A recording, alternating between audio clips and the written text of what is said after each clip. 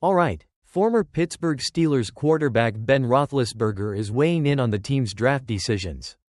Specifically addressing why the Steelers decided to pass on quarterback prospect Shedeur Sanders in the first round of the recent 2025 NFL Draft. Speaking on his podcast, Footballin', Big Ben discussed the Steelers' strategy with their first-round pick.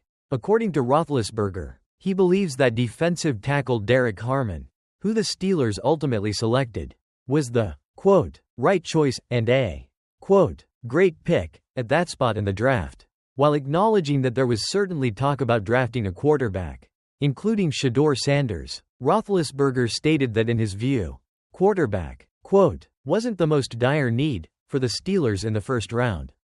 He went on to say that he believes taking a quarterback at that point in the draft would have been a, quote, reach. Roethlisberger also discussed the overall philosophy he sees reflected in the Steelers' draft class, particularly their early selections, which included multiple defensive linemen and an edge rusher.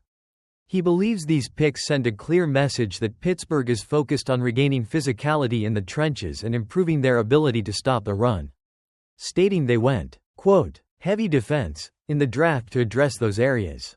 While Roethlisberger did briefly mention Aaron Rodgers potentially joining the team as a possible factor, his main point centered on the team's needs and the value of players available in the first round. It is worth noting the Steelers did ultimately draft a quarterback later in the draft, selecting Will Howard in the 5th round.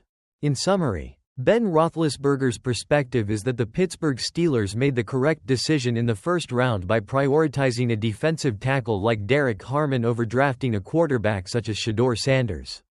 He believes taking a quarterback at that point would have been a reach based on team needs and overall draft value, aligning with the Steelers' apparent strategy to build a more physical team, particularly in the trenches.